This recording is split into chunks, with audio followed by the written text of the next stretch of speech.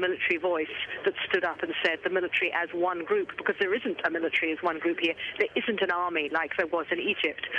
This is a collection of paramilitary forces and a very weakened army designed to stay weak, so it didn't challenge Gaddafi. No one's speaking for them.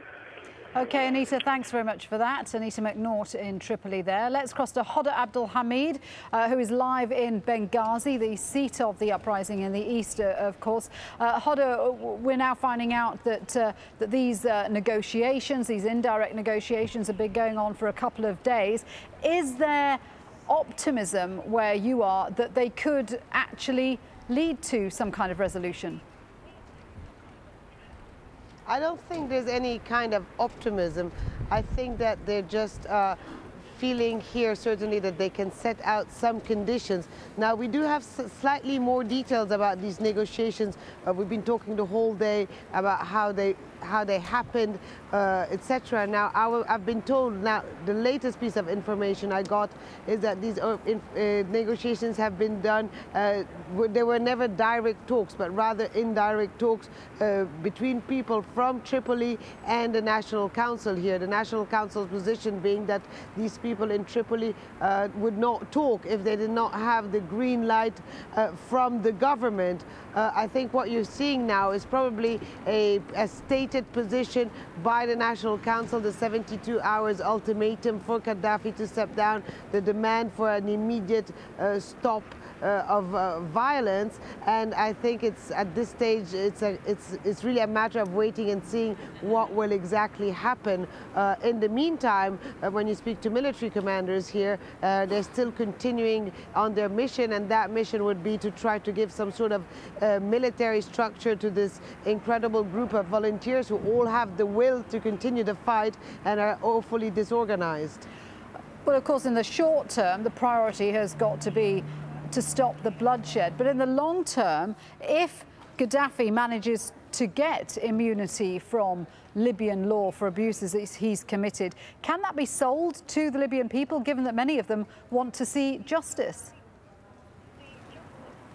Well, it is going to be a very difficult point to sell to the Libyan people, especially those who have already organized themselves and who actually each time they meet a member of the media show them files about alleged killings and massacres by the Libyan government on the people. So it's going to be very difficult to market. But I have to also say that at this stage, there's no more euphoria of an uprising, of a revolution. When I first arrived into the country, people were saying Tunisia, Egypt, Libya next, and they were joking about the fact that it went from Tunisia over Libya and then came back into Libya. Now people are worried. People do wonder whether this is not all heading towards a civil war that will break all over the country, that will really stay there, will really continue for months on end. They do wonder about what game is the Gaddafi side military playing.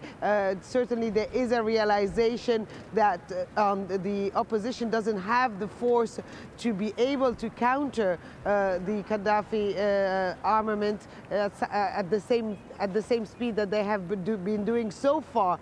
So it could be a compromise in the short term to calm the situation down. There's also another realization that this is a country that has no institutions. This is a country where there is really no system, because for the past 40 years it was all built around really the Gaddafi and his close-knit circle. So there's a realization that you have to avoid chaos. OK, Hoda, thanks for that. Hoda Abdul Hamid in Benghazi there. Well, as we've been hearing, Gaddafi's regime has stepped up its onslaught against the rebels. General Gerald Tan has more now on the intense fighting in and around Ras Lanuf, a strategic, important oil city in Libya. The latest flashpoint in the Libyan uprising. Intense gunfire in the port city of Ras Lanuf. Oil-rich, strategic, and rebel-held for now. Forces loyal to Muammar Gaddafi have launched at least 4 airstrikes on Tuesday alone. Some witnesses say there have been up to 6 separate attacks. In the chaos, the rebel army takes aim at the sky. This man claiming there is a warplane above. A rocket.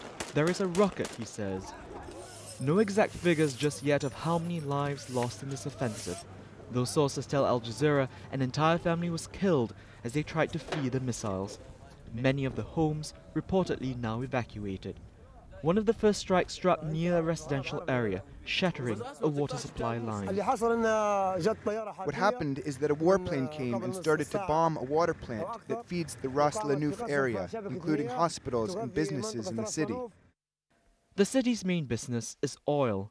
Ras Lanuf sits in open terrain along the Mediterranean coast. It's a relatively small city, but has its own airport, sea terminal and oil refinery, with a capacity of 220,000 barrels of crude a day. The Gaddafi regime has flexed its aviation muscle with increasing force, an advantage some Western nations want neutralized. They're pushing for a no-fly zone to ban Libyan warplanes and helicopters from the battlefield. The UK and France are drafting a UN resolution to that effect, to be debated by NATO nations on Thursday. On the ground, though, the rebels say their resolve is stronger than ever. They're awaiting reinforcements in manpower and weaponry from the east as the Libya opposition's National Council decides where the next front line will be. Gerald Tan, Al Jazeera. Well, earlier we spoke to a rebel fighter in Ras Lanuf. His name is Khalid. This is what he said. Now, so we can see two airplanes are in the sky. They are moving above us, and we don't know what time they will strike us again. Revolutionaries are very brave. They are not afraid, but they are taking their places behind some hills and some anti-plane missiles. We are trying they're trying to shoot their planes in the sky, and a very big battle now is. Very big fighting now in Bin Jawad. Since 2 hours ago started, Gaddafi troops, they attack Bin Jawad, and the revolutionaries are trying to send them back to Al-Wadi Al-Ahmar. Gaddafi now is playing in the injury time because he knows that from now at any time maybe no flying zone will take place. Let's go to our correspondent Jackie Rowland, who's in AlJazeera. Now, Jackie, to the west of you is Bin Jawad, which is pretty much the rebel forces' front line. Are you getting any word of what's happening there? Yes, well, we've been hearing about a number of airstrikes carried out by the pro-Gaddafi Air Force against Ras Lanuf, which is really the forward position that the rebels hold at the moment. Airstrikes against, we're told, even civilian facilities, including a water plant and also a residential area. Bin Jawad itself has been the scene of heavy fighting, but it is still very much in the control of pro-Gaddafi forces. Some accounts from the town, rebels who'd returned from fighting, say that the Gaddafi forces have cleared the town to a large extent of civilians, and there seems to be almost a strategy by the pro-Gaddafi troops to try to lure the rebels into the town and then to be able to attack them. So at the moment, really, the rebels have not succeeded in advancing any further than Ras Lanuf, and if anything, even in their